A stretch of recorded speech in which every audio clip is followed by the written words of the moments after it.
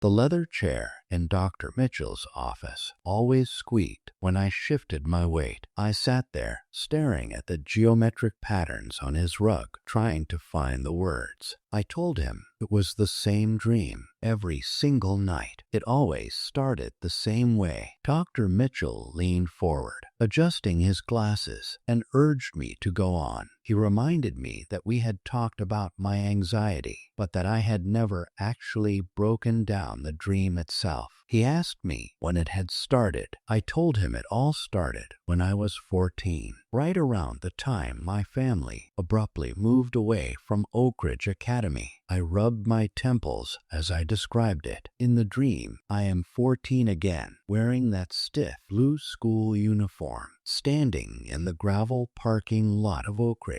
He asked what happened in the dream. I shuddered as the memory washed over me with sudden, icy clarity. It's field trip day. The yellow school buses are idling. Exhaust fumes fill the air. All the kids are laughing. My best friend, Steve, is sitting next to me on the bus. We're driving somewhere deep into the woods. To this day, I told him I can't remember the name of the place. The sign out front is always blurred in my mind, like water on glass. Dr. Mitchell nodded, scribbling notes, and asked how I felt when the bus arrived. Terrified, I admitted. The moment the brakes hiss and the doors fold open, the atmosphere shifts. The teachers start acting weird. Mrs. Gable, my homeroom teacher, who usually smiled constantly, in the dream, her smile is too wide, static. Her eyes don't blink. The tour guides at the facility are the same. They move like puppets. They don't look at our faces. They look at our necks. I swallowed hard. My throat was dry.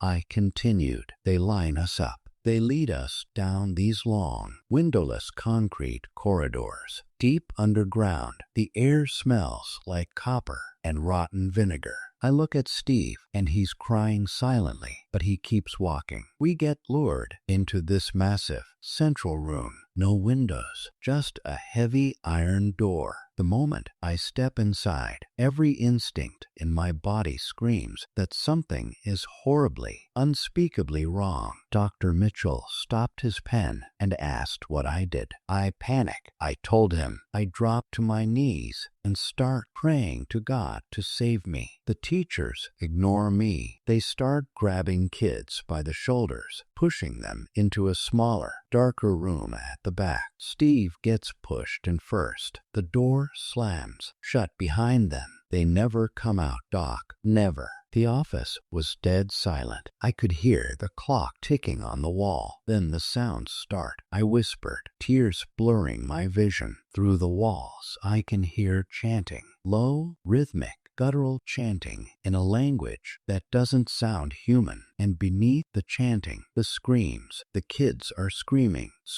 for their parents, screaming as if they're being torn apart piece by piece. I bolted. 3 other kids, including myself, ran for the iron door. We fought our way out into the woods, but some of them, such as Steve, they weren't as lucky as we were. Right when the chanting peaks, right when the screams cut to silence, I wake up. I still didn't know what it meant. I looked up. Dr. Mitchell was pale. His knuckles were white against his legal pad. He looked genuinely, visibly disturbed. He spoke carefully, his voice drained. He said that dreams like this rarely come from nowhere, that it sounded like an extreme manifestation of repressed trauma. He asked, hesitantly, whether anything abusive or traumatic had happened to me at Oakridge Academy. No, I said immediately, shaking my head. Nothing. I had a normal childhood. I didn't remember anything bad happening to me. He pressed further. He told me I needed to be absolutely sure that the mind can bury horrific things to protect itself. I insisted that I was sure, though a cold bead of sweat rolled down my spine as I said it. It's just a nightmare. I told him. Dr. Mitchell checked the clock and told me our time was up for today. He asked me carefully to please think about what we had discussed. I stood up, said my goodbyes, and left the office. The drive home was suffocating. My mind raced like an engine on the verge of exploding. Repressed memories. The words echoed in my head with every turn of my steering wheel. Was Dr. Mitchell right? Was my brain hiding something from me? Instead of going to my apartment, I drove straight to my mother's house. I needed answers. When I walked through the front door, she was in the kitchen, pouring tea. She smiled and said what a pleasant surprise it was to see me. I blurted it out immediately, skipping any pleasantries. I asked her if anything bad had ever happened to me when I was a kid at Oakridge. The ceramic teacup slipped from her fingers. It shattered on the linoleum floor,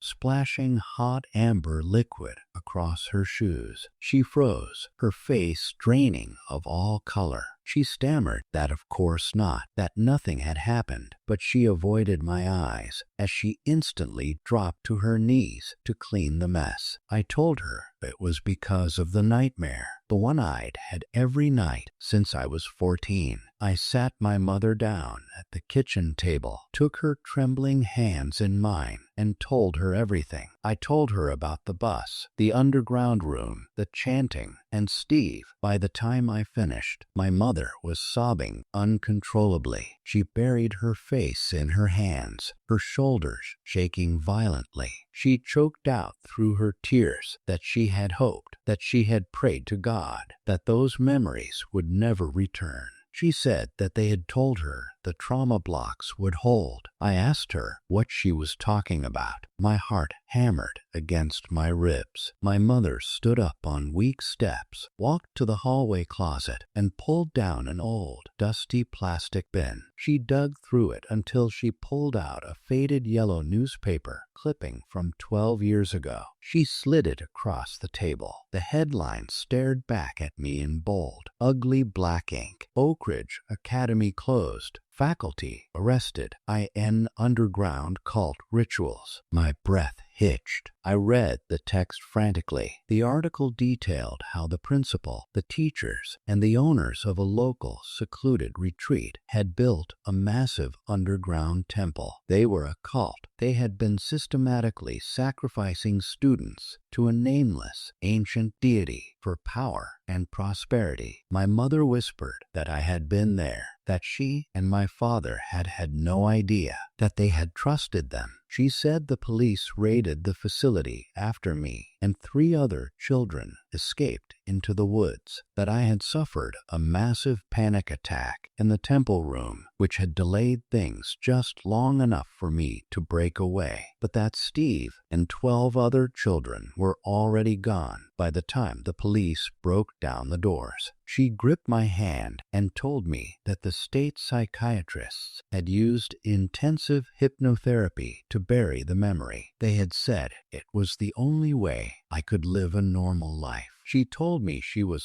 so sorry. A bizarre wave of emotions washed over me. Horror, pure and unadulterated, at the fact that my nightmares were real. But beneath the horror, a strange, overwhelming sense of relief blossomed. I wasn't crazy. The puzzle pieces finally fit. I knew the truth. I leaned forward and wrapped my arms around my mother, hugging her tightly as she cried. As I held her, looking over her shoulder out into the dark evening, a chilling thought crept into my mind. The other 3 survivors who had escaped with me, did they still have the same nightmares? Later that night, I lay in my old childhood bed. The house was dead quiet. The weight of the truth felt heavy, but for the first time in over a decade, I felt like I might actually sleep without fear. I rolled over to turn off the bedside lamp, but my hand brushed against the edge of the nightstand drawer.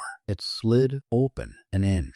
Inside, poking out from beneath an old yearbook, was the corner of a glossy photograph. Curious, I pulled it out. It was a group photo from the morning of that final, fateful field trip. There I was, 14 years old, smiling beside Steve. Behind us stood the faculty of Oakridge Academy. My eyes drifted to the back row, focusing on a man standing right behind Mrs. Gable. He was younger then, without glasses, but the sharp jawline, the distinct smirk, and the piercing, cold eyes were unmistakable. It was Dr. Mitchell.